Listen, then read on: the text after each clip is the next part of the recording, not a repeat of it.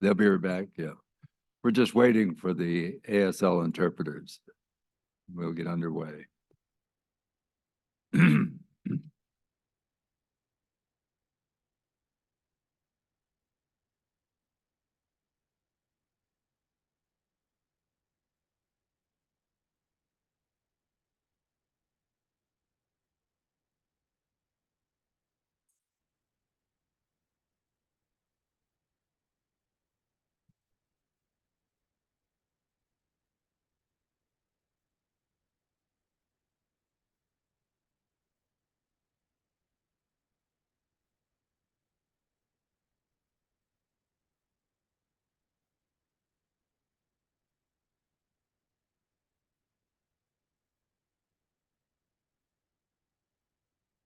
They, they're on their way, I understand. They're on their way. You hope. No, that's okay. I saw them out walking around in the parking lot. I should have grabbed them. Are they there? There they are.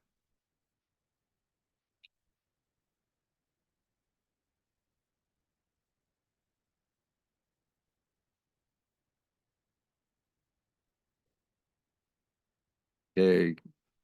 Kevin, are we now on? Okay. Then we'll resume with Carol Lamb. Oh, God. Yeah, you're gonna have to help me where we live. That's why I hated to interrupt you. I knew it would destroy your flow. Yeah. Jumping back into this jumble. There's a million notes and questions and swears and statements that I've written down and tried to put together in a way that would make sense to other people.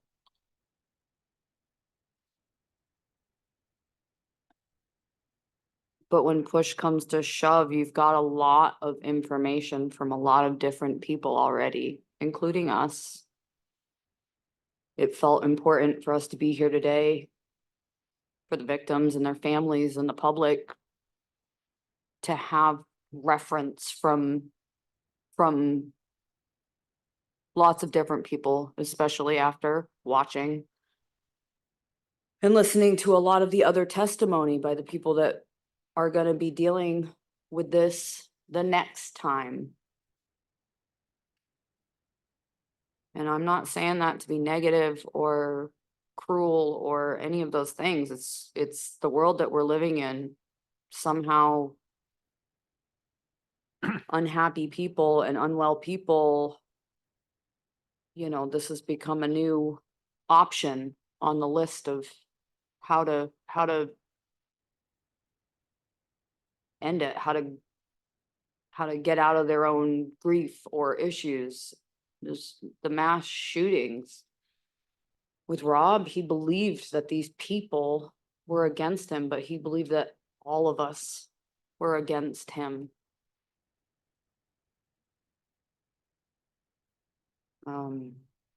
He lost his relationships with the people that have loved him throughout his entire life, that he's lived down the road from his entire life. And it wasn't because he chose to do that. Something in him went very wrong. After we all spoke with Dr. McKee, at the University of Boston and heard what she had to say about, she was really glad to be given, that the main medical examiner said, I'd rather somebody else put eyes on this, please, give me your opinion, look at this. And she did a very thorough job looking for, a specific thing that it turns out he didn't have CTE at all. She found no evidence of that, but what she did see told her that this person had been deteriorating in this part of their anatomy for a long, long time. This didn't just happen overnight. It was a gradual deterioration of very important bits of his brain that affected who he became, how he thought, how he reacted, how he acted. I didn't share my kid all those years with that person who did that. Why he chose.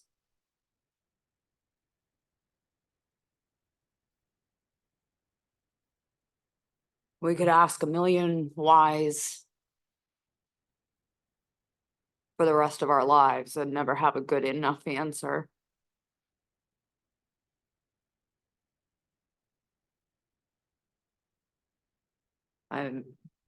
As Colby's mom, I'm furious at him.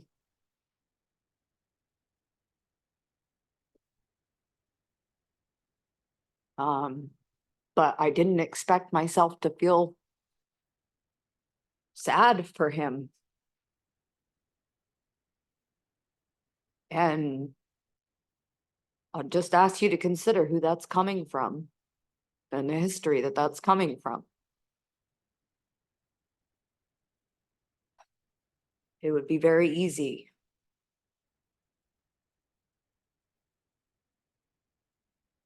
to remember the bad bits of what our relationship was for the last almost 2 decades.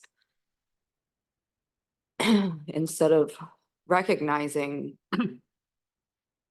the changes in this person that I only got to hear about essentially from afar.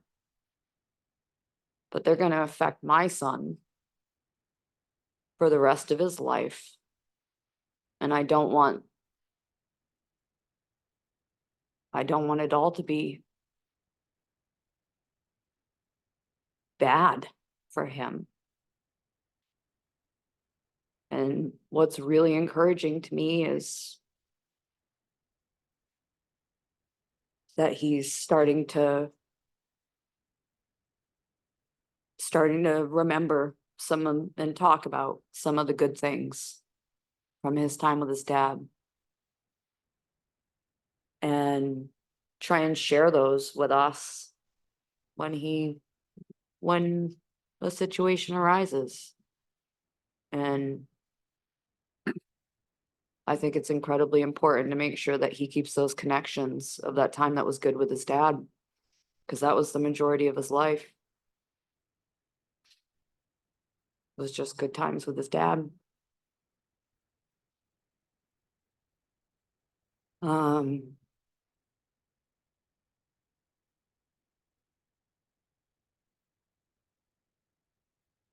I guess I just want to say, I'm doing my best not to scream, Nikki, but common sense goes a long way in a lot of different scenarios, and it seems to have gone completely out the window in the rules that we're creating, the laws that we're creating to protect people and their rights and this, that, and the other. Eventually, you just need to drop the ego. Like Nikki said, we all need to communicate why there's all these different sheriff's departments, state police, all these different organizations that had interactions or information about Rob in a 5-6 month period, and none of them communicated amongst one another or shared that information. What? Why? Why? There's no good explanation for it. Other than rules that don't make any sense. In March this year, just to kind of round it out.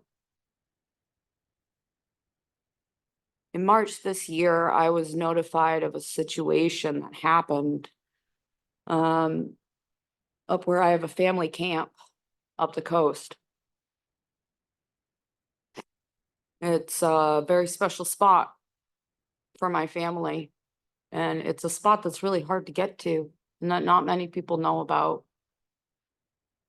And it's one of my favorite places in the world, and it's a place you can go and not see people for like 2 days. So it's really special. And in March, I found out that one morning,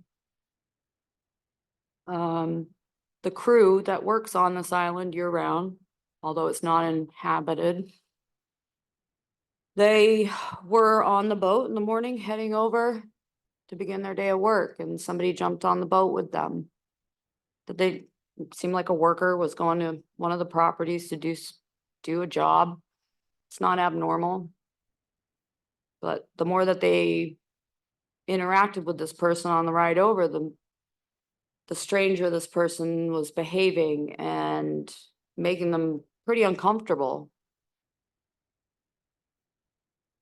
And then 2 of the people riding on this same boat thought that they saw this person hiding a weapon.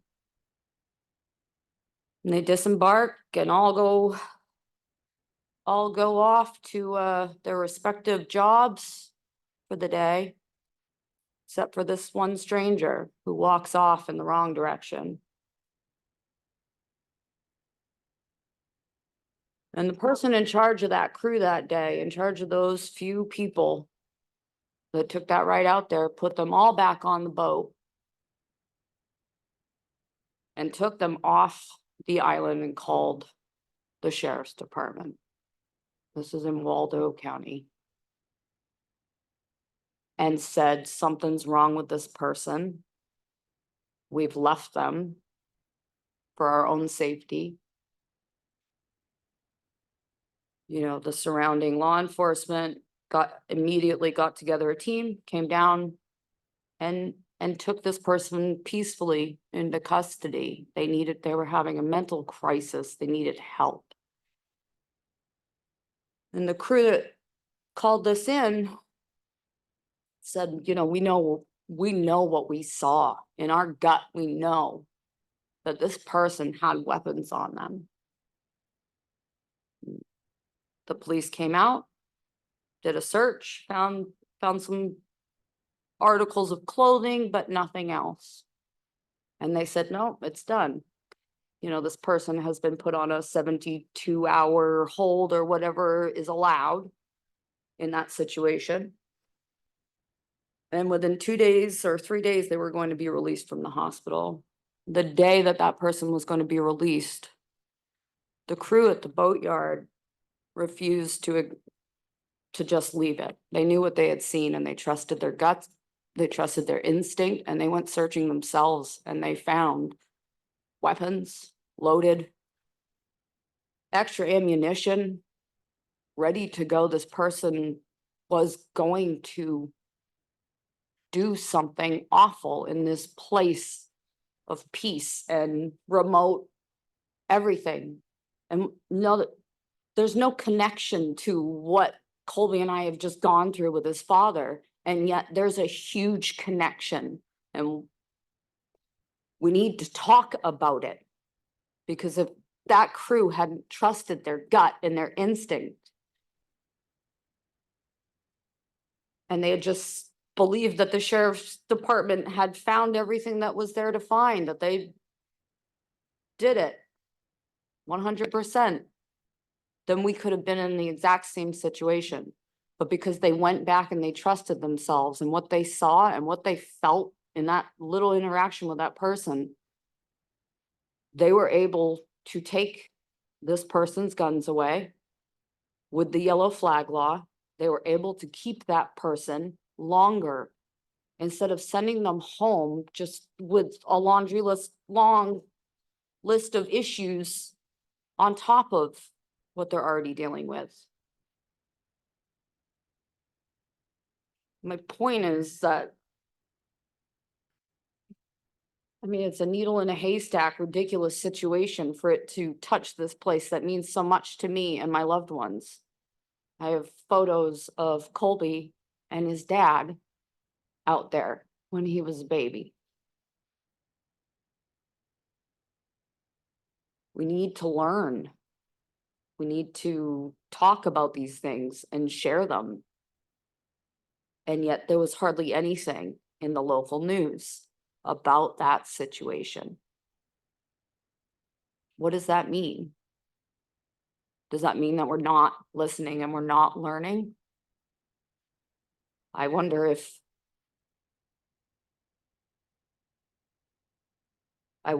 if those people on that boat trusted their guts and their instincts more than they would have before October 25th. So maybe it means that we're learning. But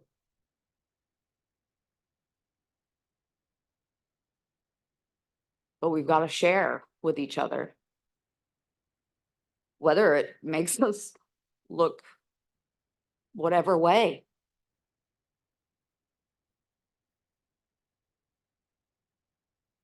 I don't want to speak badly of anybody. I want to be grateful for everybody. I want to be able to say that I can put face in the people who are passing out our speeding tickets and who are there when we have to call those hotline numbers and we have to call about our family members and say scary, scary things and do scary things to try and help them. But there's no common sense in protecting the things that we are. We've lost there's a huge gap in the cause and effect that we're setting up in place. This is the perfect moment for all of us to do better and to learn. And it's an awful moment in all of our lives. I will never be the same. My kid will never be the same, but hopefully it'll be for the better. I didn't think he could be much better of a kid than he was, but he is.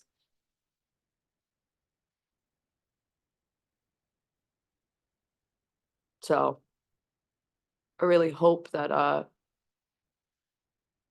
somebody with enough power, more power than I, can help remove some heads out of asses and get some shit done, because this is enough. Apologies, but you know, had to throw one in there. I could go on forever, so it's probably best. If you have any questions, let me know. Yes. Questions? Yes, please. First, what I want to say is that I think it's, you know, there was no onus on you to come forward publicly, any of you. But I think that it's very valuable that you have, particularly at this juncture, having had a number of public hearings where we've had law enforcement and victims' families and this and that, all very valuable information in these public hearings, but it's very important to have the family's perspective. Everybody knows in this situation that a lot of responsibility was placed on your family. From May, with Colby and you, with the school resource officer and Detective Carlton, to you know, later on, Ryan's gonna take the guns, Ryan's gonna get the guns, Ryan's gonna get the guns, and can you help get the guns? And so it's just really valuable that you have come and given your perspective. What also I'm very impressed by is that while you bear no responsibility for what happened, that you're looking for ways that learning, ways to think differently in the future, ways to do things differently in the future, to take sort of stock of your own reactions. And I just admire that because, there's no, you bear no responsibility for what happened. It But almost feels like we have to because the people that are in charge. right, I hear you. So let me just ask you a couple of questions, because I've been struck by a couple of things you said. When you talk, just out of curiosity, to satisfy me, and I'm not being overly paranoid, but when you say Topsom Recruiting called 3 times looking for your son, Oh, I can't say it was the Topsom one alone. The one that's really sticking out today is Topsom, but that's Army recruiting. so like when you're in your 11th, 12th grade in high school and they set up shop at the high Right. school to advertise or whatever. That's what this is from. His name was on a list from back then. You know, he got a pamphlet and they gave him a card or something like that. It wasn't that he was joining the ROTC and then on his way. It was just one of those pop-up booths in the cafeteria moment. And they've kept his name on those lists and they're gonna, it's like telemarketing. That oddly feels better to me than thinking that they're calling him specifically because his last name is Card. And And the sick thing is I don't think that's it at all. But that means that they're not, I mean, these are local people getting jobs in the local recruiting office. MS80 75 is a large community and very spread out. And yet we're a small community.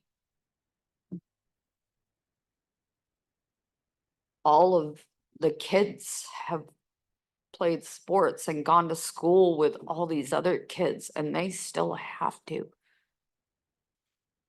so let me ask you, just on another note, that satisfies because I was a little like, why are they calling Colby? But it does, they're following up on a list that they had from when they were at the high school. Fair enough. Okay. So you and Colby met with the school resource officer and Detective Carlton in May. Yep. And you've watched the hearings, right? Or you're aware of what's gone on in the hearings? I've watched almost all of them now. God bless you.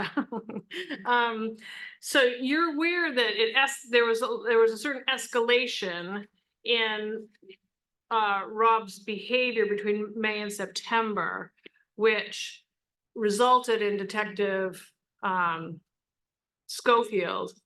Sergeant Schofield doing the wellness check in September. So I know this now. Right. You didn't know this then, right? There was no communication, essentially. And mind you, this is an ex-wife, a longtime ex-wife, working with a family that, you know, we have a connection that's a child and that's it at this point. So that alone was a different scenario to navigate. It was hard for them, I think, to trust in me. And I was just trying to relay Colby's information as best as possible. However, after watching so much of the testimony, I cannot sit and be silent. People deserve to hear as many bits and pieces of this as possible so that they can educate themselves, I think. And I'm aware that, much of the family were being pushed away by Rob at around that time. So were you surprised to learn at how things had actually escalated No. by September? No, You weren't surprised. no, I guess that's where a lot of the guilt or something like that comes from. The feeling like you didn't do enough, or did you do the right things and get the right information? But I mean, none of us were getting the right information. Some of us had a lot of information. And that's leading back into the common sense side of things. His name had come across his commanding officer's desk how many times since May 3rd? How many times? He was the person who was supposed to be in contact with that hospital that we didn't even know he was at. And nothing. And this continues after he did what he did and after he's gone. There's this massive mess for us to try and piece together based on very, very little. The separation between his civilian life and his Army Reserve life. Yes, we all know that there is a massive separation there, but how convenient for everybody to be talking about being in law enforcement at home and then coming to work as people's commanding officers, and yet none of them told all the bits of this story when they decided to talk about it. When they decided to call Saco PD because there was a threat, they didn't tell them steps A through Z had already occurred.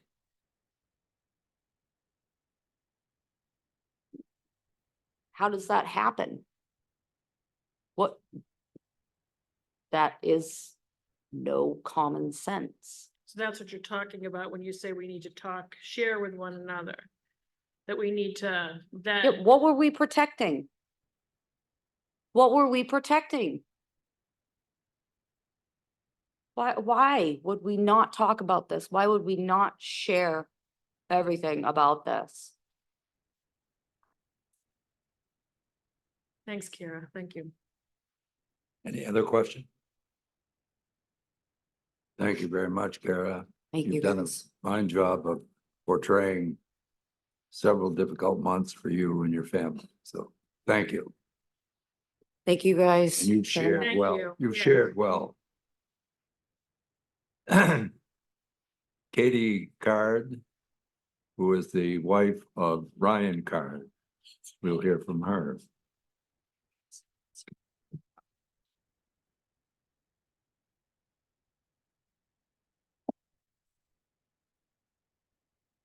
Katie, yeah, Oh, yeah, thank pull you. that card that's in front of you. Hi. Good afternoon. My name's Katie Card and Rob was my brother-in-law and someone I've known since I was 15, closely, just like my sister-in-law and my other sister-in-law. My husband is Ryan Card. I didn't know I was gonna come here today. We met privately with the commission months ago. And I think a lot of us are very private people and being in public seemed hard for me to do. My husband, Ryan, I don't want people to think that he doesn't think this is important or wouldn't want to be here, or is afraid to be here. Ryan is 100% disabled Army Ranger, and has seen combat and has taken all of this very, very, as you can imagine, very, very difficultly. And so I don't have a ton to say that I think I said a lot of things before, but I did want to be here to make a brief statement and to mostly support him in a way that he would feel okay not coming, because I think that that's best for him. And also to maybe help answer any questions that we saw and were directed in to our home during all of that as best I can. Okay. I think that the rest of my family has done such a wonderful job of speaking today and addressing things that I just really wanted to say a couple brief things before answering any questions that you might have.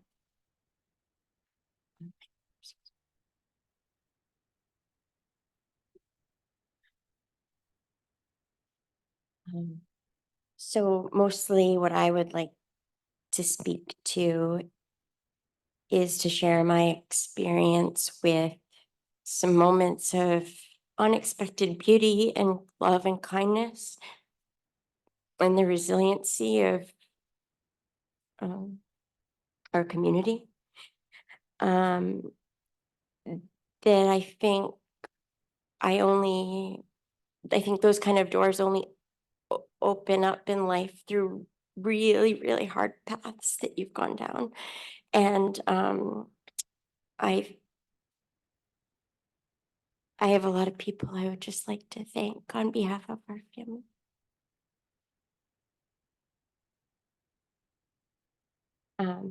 I've tried really hard to send out hundreds of thank you cards. I couldn't at first because I would get very emotional when I'd start.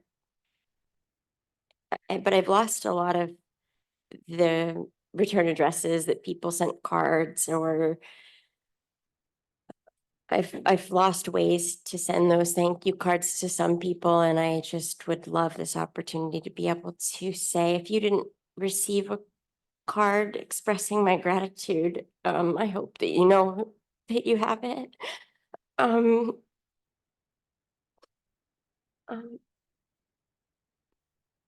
Please accept my gratitude. Our friends and my family that helped, my side of the family that helped in the day-to-day, that was the nightmare at first. They are what helped get us all through. My second family, which is my work family, in labor and delivery, they've made it possible for me to continue doing what I love to do for work, and helping babies safely come into the community. I will always be grateful to them. I hope that they all know that. There were meals for months that arrived at our door and fed my children when I couldn't do it myself. And it gave us the strength to keep going. And it gave me the ability to help my husband and worry about one less thing. And I thank you so much. We didn't expect those things and we got them. It was very moving. Every card and call and gift that arrived was just to see past the grief. And the gift of love was given when we felt that we at least deserved it. Our therapists, the medical teams at Midcoast Hospital, Maine Medical Center, and Central Maine Medical Center, who cared for our bodies in the immediate fallout, will have my gratitude forever. My children's school, who have supported them to get right back to what they love doing, and their friends and kind mothers and fathers who helped make sure their friends supported them. None of it goes unnoticed or unappreciated.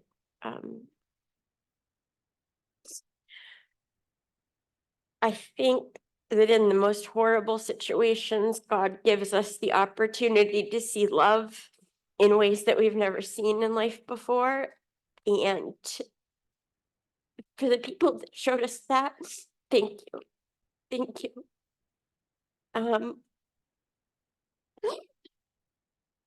Last of all, I'm here to share how deeply sorry I will always be that I didn't do more.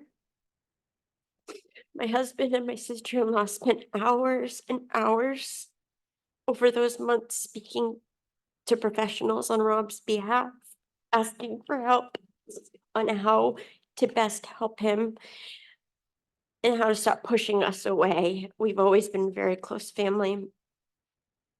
They did so much for months, and I hope that people know that. I know that there were many times that I can think back that I wish that I'd done more directly for Rob. One in particular, one day I had hoped to drive to Rob's house after work. I thought that that he might see me as less threatening and might be able to have a conversation openly with me where I might assess him myself, to see how I felt about his decline. And when I called my husband, Ryan had just said that the last time he'd gone, Rob had answered the door with that gun, and that I shouldn't go.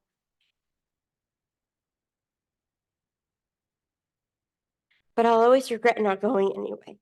I had an opportunity that I didn't take. And I wasn't brave enough. And I'm very, very sorry to the families who have endured so much grief and suffering. I'm really, really sorry that I didn't go. And I just want to say that I'll pray for you all every night for the rest of my life. Thank you also to all of you for encouraging us to have the opportunity to speak and for doing all you can to piece this all together. So Thank you very much. Are there any questions? Yeah. Just very briefly, thank you again. So just to reiterate, I think someone asked earlier whether anyone from the Army or law enforcement called Ryan about whether he had been successful at removing guns. they did. It was in September. They did, and They actually called during one of our son's fall baseball games, and Ryan was helping coach. So he could not answer his phone, and I guess it was pressing that day when it hadn't been before. So they actually called my phone number, and I can't speak to exactly what was said to my husband. I know what the general sense was that he said to them. But when I answered the phone, I explained Ryan was coaching. We called him back in about an hour. And they said, okay, it really needs to be dealt with. This phone call has to happen today because we're going to be out for a while of the office. But mostly have the guns been removed? And I said, they have not. We've tried very hard to make contact with Rob. My husband will want to speak with you. We're trying to get help to do that. So I know clearly, though I didn't have a lot of those conversations, I know that was said because I said it that day. And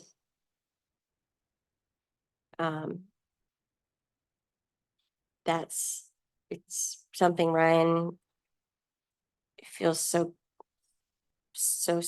so it's so hard for him to work through and process.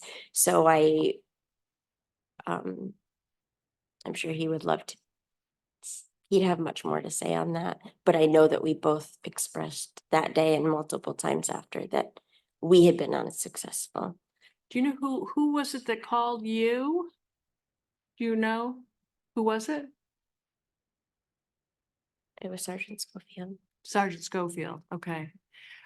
So in September, was there some reference made in the call that this needed to get wrapped up for some reason? Yes, And what was the reason? he was going to be gone for a couple of weeks on a leave or some sort of time off. Right, so prior to his time off, he wanted to be assured that the guns had been removed and that you and Ryan basically told him that you had been unable to do that. Right. Okay. That's very helpful. Thank you. I don't want to put anyone under the bus, and I know that Ryan wouldn't want to either, so I'm not gonna not answer your question truthfully, but I think there's enough judgment to go around to all of us, and I don't have much place in my heart anymore for judgment, so I don't want other people to feel I'm doing that towards them. No, I understand that completely. And what I admire about your family coming here today is that, you're willing to turn a sharp eye on yourselves, but are very considerate about turning that harsh eye on elsewhere. So I appreciate that. But can you just share, I think you just started to allude to it, but in the course of these public hearings, there's been a lot of emphasis on the family was going to get the guns, the family was going to get the guns, the family was going to get the guns. And it seems like that was communicated pretty clearly in September that you had been unable to do that. What's been the impact on your family? Hearing that so publicly promulgated? I think the impact was already there before. As soon as it happened, the impact was there because we'll always blame ourselves. My husband will always blame himself, even though it shouldn't be blamed on him. He will always blame himself. You can't, unfortunately, I know in my head, we shouldn't in some ways, but we will always. And so,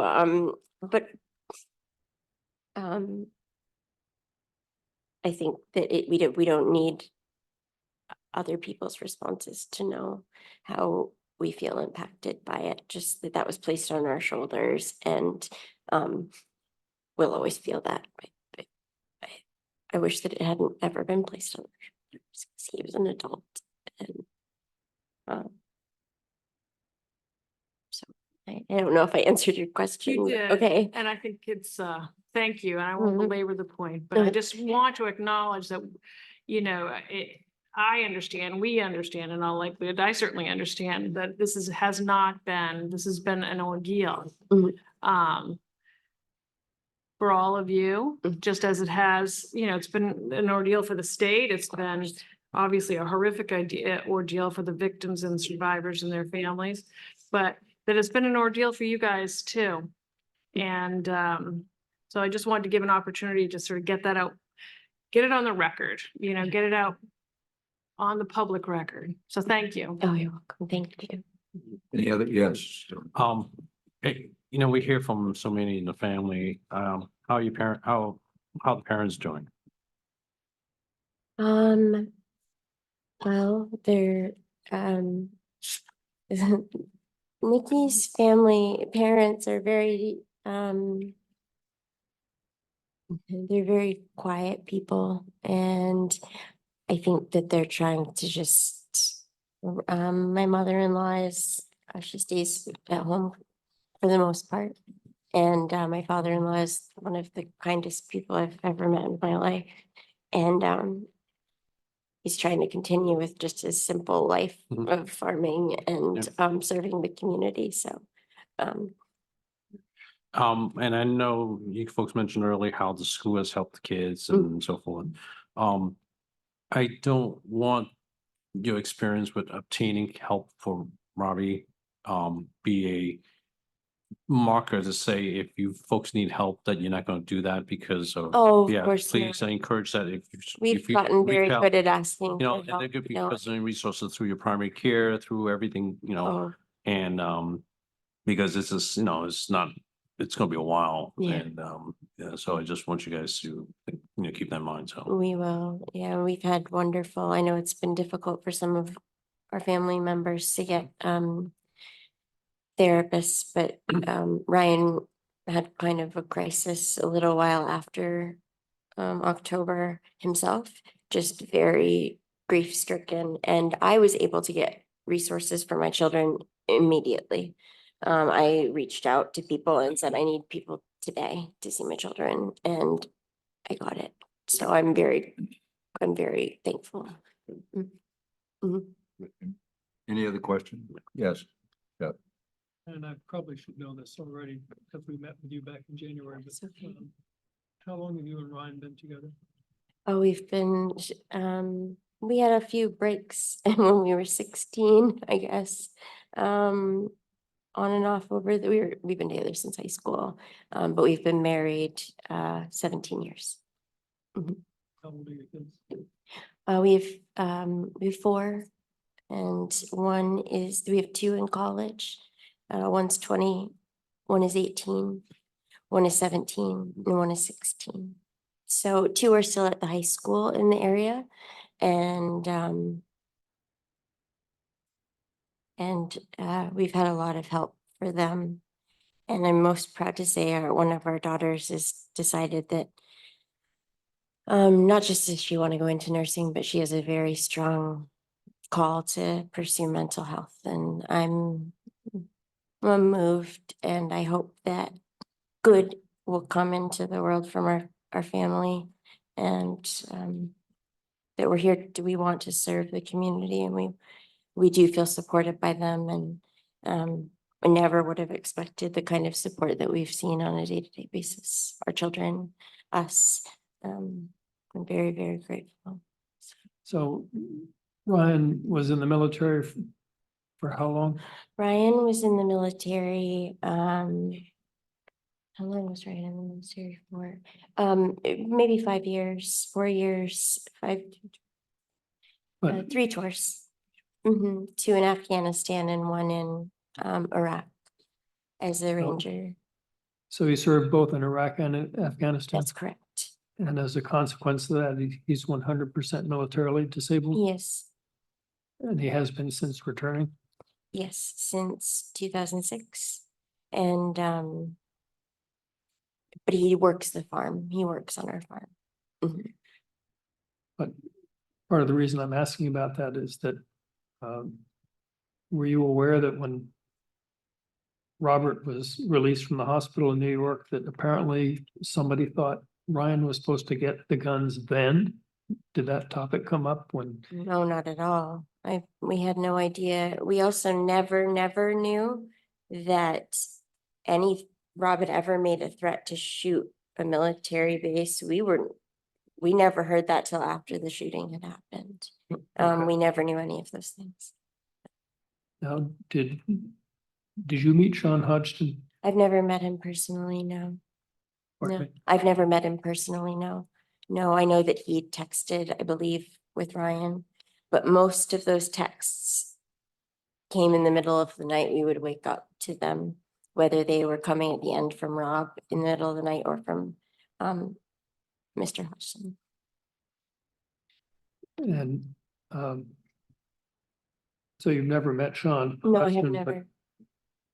You were aware that he had been Someone he lived fairly with. good friends with Robert? I was aware that he was, he'd lived with Rob for a while, and that there was some fallout, but then reconnection, I believe, like that they didn't live together anymore, but that they were friends. But I've never had any interaction with him, so I can't speak much to that. And you may not know the answer to this, That's but okay. one of the people who testified before us was another member of the reserve named Edward Urick, who was a Brunswick Police Lieutenant. He spoke with Ryan quite a bit. He spent a lot of time on the telephone with my husband. And he spoke to Ryan quite a bit before October 25th. Yes. Mhm. To the best of my, sometimes I'm getting confused about the timeline, but I'm almost positive that they had spoken quite a bit before. I don't know that they've spoken since. It was mostly leading up to, I don't remember exactly when. All right, Mhm. thank you. Yes. So in those conversation with Sergeant Urick and other folks, Yeah. you were never, you mentioned that you were never told about the threat to the base, correct? We were never told Okay. about the threat to Were the you ever base. been told that there was reports, like they filed a police report, like what do you call BOLO or whatever you call that? I believe there may have been, I can't be sure because Ryan did have those conversations often outside. In the field, Okay, away from the children, but I do know for a fact. There's not a question in my mind. We never knew that there was he had made a threat to shoot anywhere because we would have instantly said, I don't know what we would have done, gathered every person that we know Mhm. and gone over there together, I guess, to figure out how to not leave that property until we got those guns. Like I believe Nikki had said, the worst we thought, I mean, I was surprised to hear he threatened to punch someone. Mhm. That wasn't my brother-in-law. No, Okay. And as far as you know, the only place he kept the guns were at that one spot, or was he keeping in multiple places? well, he wasn't leaving his home at that point much that I'm aware of. He Okay. wasn't really coming to the farm anymore, so I believe just that one spot. Okay, Mhm. thank you. Nothing further? Thank you very much, Katie. You're welcome. Excuse Thank me. you. I should call you Mrs. Oh, you are more than welcome to call me Katie. I Names prefer are not that. Strong suit today. I called Toby Dilworth, Toby Hollander, who was another attorney altogether. Oh, gosh. But he was kind about it. He didn't even mention it. Didn't correct you, and that's okay. I don't tend to do that either, so, Well, thank you. Thank you all very much. And my impression today, and I'm sure it's true, is that this is a family that's been through a lot, but they've been strengthened Yes, I believe so. and resilient, which is the catchword of the day and everything, but I do see a resilient family and a strong family Mhm. strengthened by tragedy. And we share in your tragedy, but we can't imagine it, just as we can't imagine the families of the victims. But we can appreciate it, and we do. So thank you very much. Thank you for all And I you're will doing. Thank you. entertain a motion to adjourn. So moved. Seconded, and all in favor said aye. Thank you, guys. Thank Thank you. the ASL Yep. Thank you. As always. and the UMA. Okay.